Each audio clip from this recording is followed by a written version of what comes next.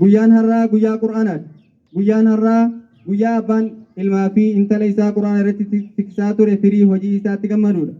Xumura irratti qur'aanni haadha qacceen isaa harka rabbii jiru kan qaroominnii fi guddinni addunyaa isa bira dabruu hin dandeenye ta'uun isaa irra caalaa kitaaba hafazamuu qabuu isa taasisa. بهذا القرآن نصر من كان من قبلنا قرآن كان جيل درة دبر هندو تمسمه نوتيس أمور أمتا كان وان جلقمني سيتولين ملئ هنتول وان جرانيف عدد ما قرآن الرافقات نون تمسا في رحمة ربي الرافقات عدد ما قرآن تياتا نون تمسا في رحمة ربي تياتا كناف حواس الإسلام بلان قرآن اجتني أكا قبطن ilmaan keessanis irratti cimsitanii hamilee isaanii akka jajjabeessitan isiniif dhaama. Markaza keenyas waan barbaachisu hundaan akkuma kanaan dura cinaa dhaabbataa turtan ammas cimsitanii akka itti fuftan maqaa koo fi maqaa barattoota marsaa sadaffaatiin isin gaafadha. Osoo hin xumurre seenaa markaza Hamzaa keessatti namni yeroo yoomuu hin dagatamne kan har'a garuu nu cinaa hin jirre kan firiin hojii isaanii nu faana jiru Haaji Abdii Tilmootii رب رحمتها قروف جل أمرتك يا سنو حاجي أبدين يرو جل كباتيف داري برنوتا لما قبا داري برنوتا لما قبا إجارو دان مركز همزاتيف كان كنن نيدا داري إسان إجاران كانت تبلون مركز همزة داري برنوتا دبلتا قمو أبا دربي سدي إجارو دان مرسا أفرفا اتبرسيسو داف وقبير كنجرو دا قرو أكو مسين أغرتن كنا ilaa hanga ammaatti ilaa hanga guyyaa eebba har'aa kanatti osoo hin xumuramin kan hafedha. Kanaaf akkuma jalqabsiistanii asiin geettan hawaasni keenya akka xumursiisan maqaa rabbii guddaan isin gaafadha. Dhuma gubbaatti namoonni markaza kana keessatti adda durummaadhaan eebba guyyaa har'aa keessatti qooda qabdan mudiyya markaza Hamzaa, koreewwan markaza Hamzaa, imaamanii fi koreewwan masjida Hamzaa akkasuma maatii barattootaa fi hoggantoota jamaa risaalaa hundumti keessanuu rabbiin isin haa galatoonfatu. Duniyaatti jiruu gaarii aakiraatti jannata isiniif hawwa. Xumura gubbaatti wanti ani jechuu barbaadu hawoonni keenya kan soorata guyyaa irraa qopheessuuf jecha torbee tokko shaakalamaa turtan guyyaa fi halkan ibiddatti ofaansuudhaan guyyaan har'aa kun akkanatti akka milkaa'uuf gumaacha keessan baatan galatoomaa ulfaadhaa umurii nuuf dheeradhaa isin jechuu barbaada. Osoo hin xumurre ammas irra deebi'uudhaan kabajamtoota hirmaattota qophii sagantaa har'aa kan marsaa sadaffaa guyyaa har'aa kana waamicha keenya awwaattanii asitti nuuf argamtan anaa dhufu baga nagaan dhuftan isin jechuu barbaada. Xumura irratti guyyaan har'aa kun waamicha keenya kan guyyaa har'aa awwaattanii asitti nuuf argamtan eebba hanga xumura sagantaa keenyaatti akka nu waliin turtan gamanumaan isin affeera. Ammas irra deebi'uudhaan baga nagaan dhuftan anaa dhufu isin jechuu barbaada. Galatooma. Wassalaamu alaikum warahmatullahi wabarakaatu. Gamanumaan mudiira markaza Hamzaa bin Abdul Muttalib daqiiqaa shaniif haasawa kan taasisan gara waltajjii affeera. Allahu akbar. Allahu akbar.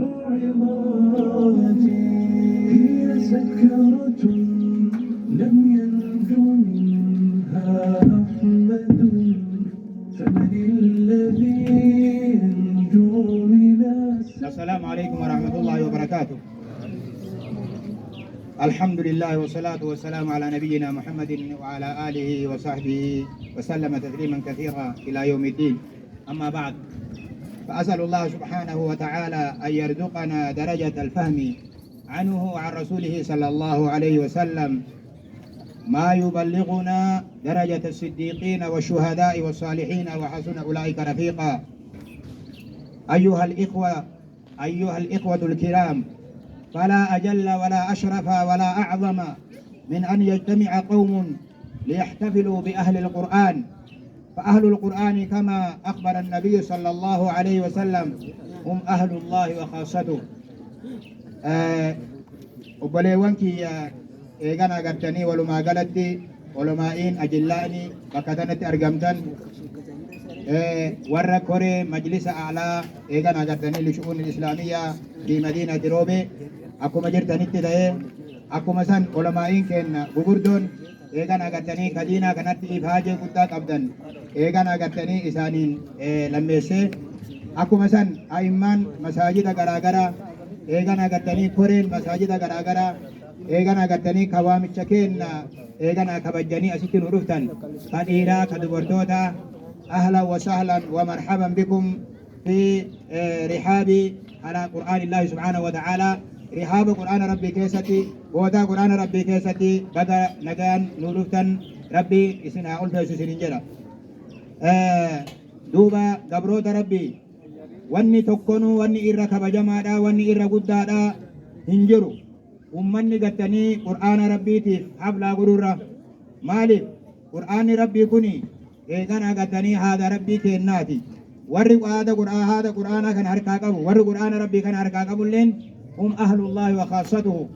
إيقان أغتني ورّ ربي تي ورّ ربي نفت على النجيس نبي ربي أكنا جران صلى الله عليه وسلم إن من إجلال الله ربي قرتني قلت قديس الرأي إكرام حامل القرآن غير الغالي فيه والجافي عنه ربي قديس الرأي نما قتني قرآن حفظ قدسون نما قرآن قتني حفظ كبجون قتني ربي قتني كبج الرأي ربي قدس الرأي جدا فمن أعظم الكرامات وأشرف المقامات أيها الإخوة أن يوفق الإنسان لحفظ كتاب الله سبحانه وتعالى إرى قد ألفنا الراهي إرى قد قتني صدرك الراهي رمني نمني قتني إيقنا قتني وفقمون قرآن ربي قتني حفظوا ومن أعظم التوفيق إرى قد قتني ربي نما كنا نمسيس الرأي أن يوفق القوم ليكرموا أهل القرآن أمني قتني وفقمون ورى قرآن ربي حفظي سوفي حفظوا كبجوا داف أمني قتني وفقمون إرى توفيق قد داريتو ويجل أهل القرآن لأن ذلك من إكرام الله عز وجل قرآن ربي كبجون نما قرآن ربي قرأسوا كبجون نما قرآن ربي قرأوا كبجون إساجت قتني حفلا أكنا فكاتو قرأتون ربي كأن قتني قدس الراهي إيقنا قتني وأهل القرآن العاملون به هم الضمانة ور قرآن ربي قتني قرأن فقرتني قرآن ربي كانت دلقان هم الرجاء والضمانة بعد الله سبحانه وتعالى بأن تسير هذه الأمة على الصراط المستقيم ومنكم قتني ور قرآن قرأكن ور قرآن حفظكن إيقنا قتني كجيل مارا إسان قرتني واسي كينا بعد ربي كيناتي سبحانه وتعالى أمتك نقجلتني كرا قرتني إسلام ما رتين ديمو رب وألا تحيد عن صراط الله الذي رسمه لهذه الأمة أكا أمنكن إن جلني إيقنا قرتني كرا ربي را في حياة الدنيا وهي تقطع مفازة هذه الحياة الدنيا لتصل بإذن الله إلى بر الأمان لماذا؟ لأن أهل القرآن هم أهل الصراط المستقيم ور قرآن كني ور كرا ديريرا دا ور جدن ور كان جچو ور كرا ديريرا دا رجلو ور الصراط المستقيم كارغتني ثلاثه كيست يرومر اهدنا الصراط المستقيم جچو كدنسن ايغنا غتني ور قرآن كان جچو كما قال الله تعالى إن هذا القرآن يهدي للتي هي أقوم ويبشر المؤمنين الذين يعملون الصالحات أن لهم أجرا كبيرا ربين غتني قرآن نكون إرغتني إسي سري تاتي جرو دنيا دي بالآخرة لنا ما قجل توان جديد كاران غتني الدنيا تنرتي اتين جران الدنيا تنرتي اتين وفلو في آخر اللي جنة ربي اتين أرغنو كرا قرآن ربي قلفو راتي يجو كرا قرآن ربي اتين وغنمو راتي كرا قرآن ربي برسيسو في براتشو راتي كرا قرآن ربي كانت دلقو راتي يجو إن هذا القرآن يهدي للتي هي أقوم ويبشر المؤمنين الذين يعملون الصالحات أن لهم أجرا كبيرا وقال النبي صلى الله عليه وسلم تركت فيكم ما إن تمسكتم به لن تضلوا بعدي أبدا كتاب الله وسنتي رسول ربي عليه الصلاة والسلام قام في إنسان الدنيا تنرد نور آمني دبرا قرآن ربي في سنة إساد يجورا كناف قرتني قرآن ربي في سنة إساق أبتشون بليان كيا أبدا قرتني كرا داري لا يجورا اتن والفور عنه لا يجورا رسول ربي عليه الصلاة والسلام أكيدا إن الله يرفع بهذا الكتاب أقواما ويضع به آخرين ربي قتني كتابك كنان أمة يتو الفوري أمة قريقة دبوسا جرا أيها الإخوة الكرام الأمة إذا تمسكت بكتاب الله فإنها ستنتصر بإذن الله أمني كتاب ربي كان قبت yoo kitaaba rabbii kana baratte yoo kitaaba rabbii kana hujitti hiikte yoo kitaaba rabbii kana gattanii ofirraa calaqqisiifte tatantaziru insha allahu ta'ala idnii rabbiitiin jechuun yaquulu ta'ala in tansurullaha yansurukum wa yuthabbit aqdamakum rabbiin kenna akkana nun jedhaa miti yaa obboleeyyan kiyya ayyuha alikhwa min fadlillahi subhanahu wa ta'ala alayna eegana gattanii tola rabbiin nurratti oolerraahi ammanna alayna bilislaami wamanna alayna bilqur'aan dura gattanii ummata islaamaa nu godhuun arjummaa rabbiin gattanii godhii rabbiin nu godheera dala gattanii ammallee deebi'ee rabbiin ummata gattanii qur'aana qabatee imaama godhatee jala deemu nu godhuun jechuu rabbiin gattanii akkas nu haa godhu wa an yuriyana min abnaa'ina wa faladaati quluubina huffaada kalaamillaahi wa xaafidaati gattanii rabbiin nu garsiisuun eegana gattanii ilmaan kenna firii onnee kennaarraa nama qur'aana rabbii gattanii aayaatan haffatee safahaata isaa tokko tokkotti sii himu aayaata isaatiin gattanii bakka inni jiru sii himu ومن فضل الله علينا أن نرى حافظات سنة رسول الله صلى الله عليه وسلم فضل ربي قرتني إيقنا نقرر حافظة سنة رسول ربي أرقنا قرتني وان نما أجائب سيسوتو دائما استكيتو تنكيس جرى يا عباد الله يا قبروت ربي تنافو واني قرتني أني دائما قرتني قرآن ربي كناف قرتني أراتي تناف رام أسرت أمام كيسانيت بك أبوني تنجرت بك علماء قردان كنجرت ألا ينقطعوا عن هذا القرآن قرآن كان راجيتو ربون قرآن كان قتنيتو هجورا كأكم رسول ربي توجد عليه الصلاة والسلام تعاهدوا القرآن فإنه أشد تفلتا من الإبل في عقولها كرسول ربي جدن جتور عليه الصلاة والسلام كنابو أبلي وانكيا ورقتني ربي اسم وفقه إيغانا قتني إلمان كيسان إيغانا قتني تريرات دربا قرآن ربي قتني كان حفظوا رافسين قراغنا إسيني كنلي واني عن إسيني تدامو إلمان كان قتني دينا كان راتي تكسورا جتور akkuma san obboleeyyan kiyya warra rabbiin gattanii eegana duniyaa isinitti kenne eegana gattanii duniyaa kana rabbi subhaanahu wa ta'ala yookaa gattanii nuun mokoruudhaaf nutti kenne yookaa gattanii eegana gattanii nuun qananiisuudhaaf nutti kenne yoo qur'aana rabbiitiin bira dhaabanne yoo qur'aana rabbiitiif tumsine duniyaan tun insha allahu ta'ala duniyaa barakaadhaa taati jechuudha akkuma haaji abdii tilmoo rabbiin fasiiha jannataa isaa keessa haa qubsiisu yeroo maraayyuu yoo gartanii markada kana keessatti eegana gattanii maqaan isaanii kaafamuun dhiifne kanatti namni gattanii karaa kana deeme maraa namni gattanii diinaa islaamaa gattanii ijaare maraayyuu eegana gattanii man sanna fil islaami sunnatan hasana falahu ajruha wa ajru man amila biha ila yawmi alqiyaama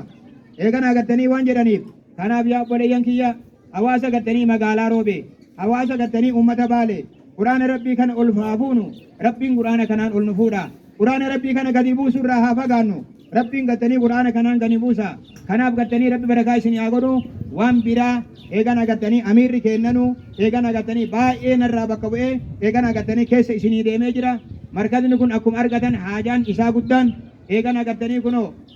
bakka ijoollee kan itti kunuunsun qabu masgida keessatti barsiisaa jira masgida fooqii gubbatti barsiisaa jira kanaaf gattanii waa hedduu barbaada